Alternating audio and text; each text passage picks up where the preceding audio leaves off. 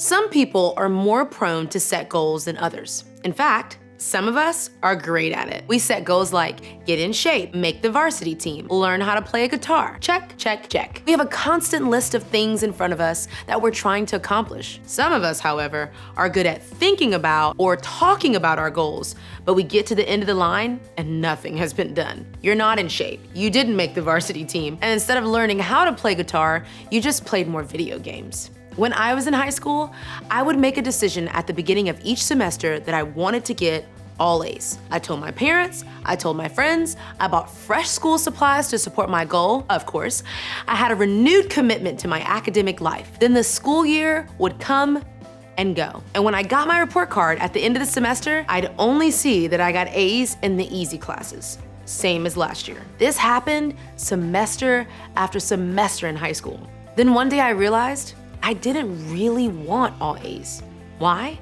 Because I didn't want to put in the work to get all A's. I realized this because I had a friend who dominated his academics, and I figured out that he put way more work in than I did. There was clearly a difference in the amount of time, energy, and work that he and I put into our academics. I was more interested in hanging with my friends after school than doing homework. See, setting goals is easy, and choosing which goals to set is never our problem. That's the easy part. The problem is that achieving our goals isn't always easy. It's tough. But why is it so difficult to move from just talking about doing something to actually doing something?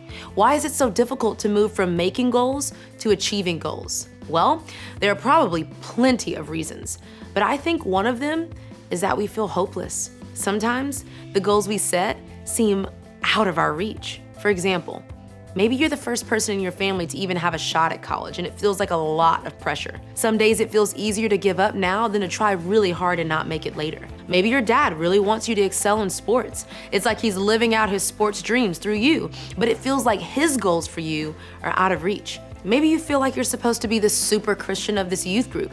You're expected to be a leader, and you feel like the adults here expect you to set an example for everyone else.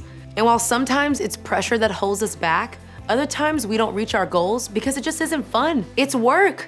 How many of you would say that you just can't wait to get home every day to do another 2 hours of homework in order to get an A? I mean, that sounds like a job to most people. Working on your Spanish homework isn't always fun. Running sprints after afternoon practice in order to get better isn't always fun. Reading the Bible isn't always fun. And saving up money to buy something later is the exact opposite of fun right now. When it comes to hustling to reach your goals, it's a nice theory. But in reality, it's exhausting.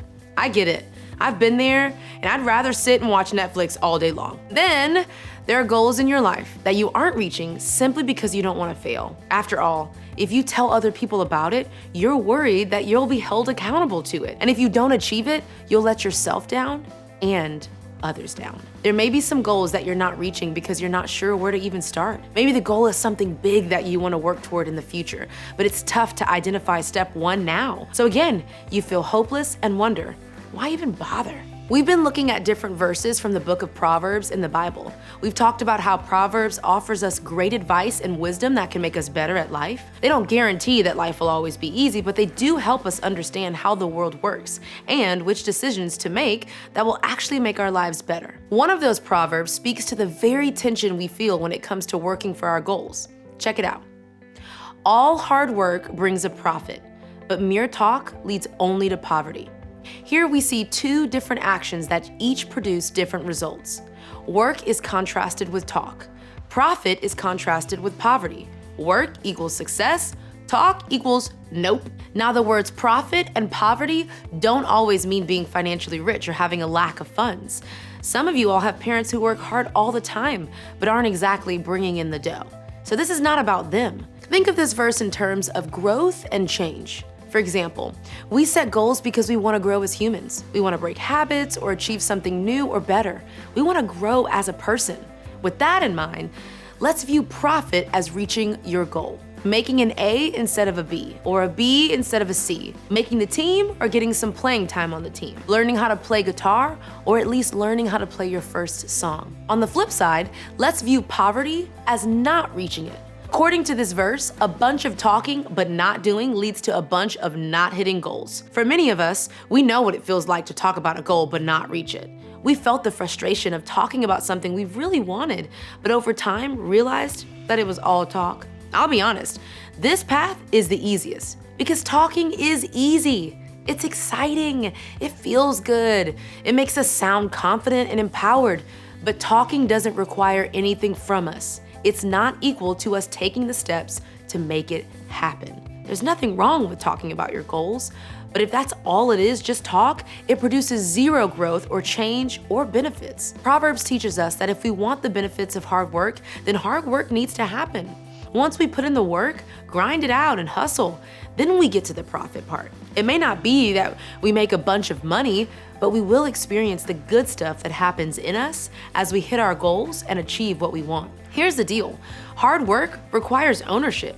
It requires that you move beyond the talking and get to the grinding and hustling. For example, if you want your grades to improve so that you can show some better results in your college application, then you have to own that. You have to study more. You have to meet with your teachers one-on-one. You may need to get a tutor in a particular subject. You need to know when you have big assignments, projects, and tests coming up or due. You need to turn in your homework on time. And more than any of that, you have to actually do what you tell yourself you're going to do. Once you take ownership, you'll put in the effort.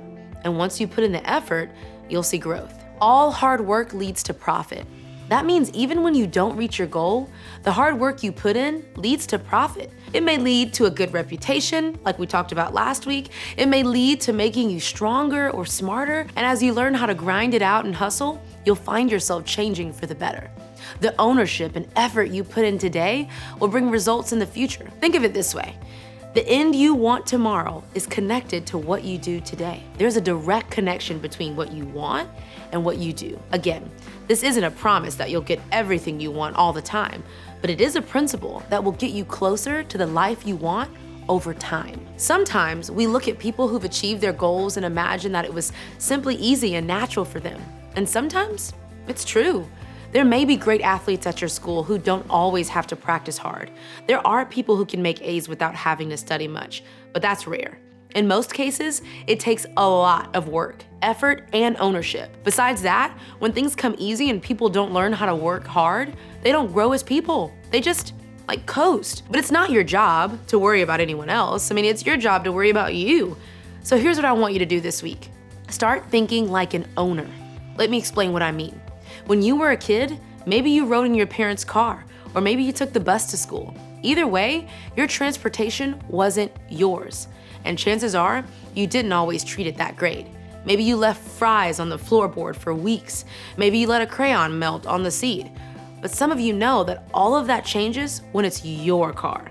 Even if you didn't buy it yourself, when a car belongs to you, you treat it differently.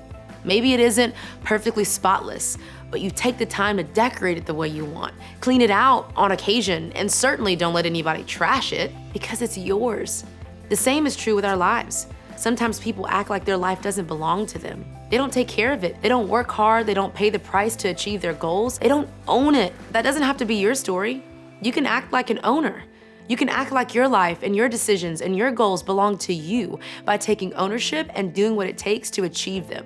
You can control how much time you spend working on your free throw shooting instead of playing video games. Pick one goal you want and do something you can control. Then, I want you to do something to work toward that goal for 7 days. 1 week, that's all.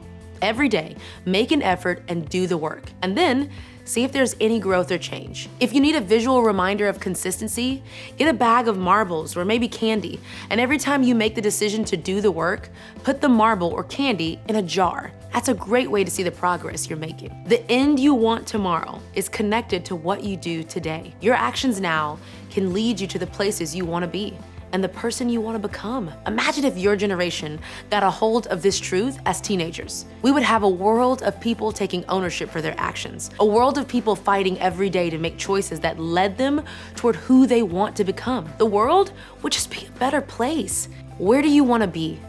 Who do you want to become? Today, decide to put talk into action that will lead you closer to that future goal.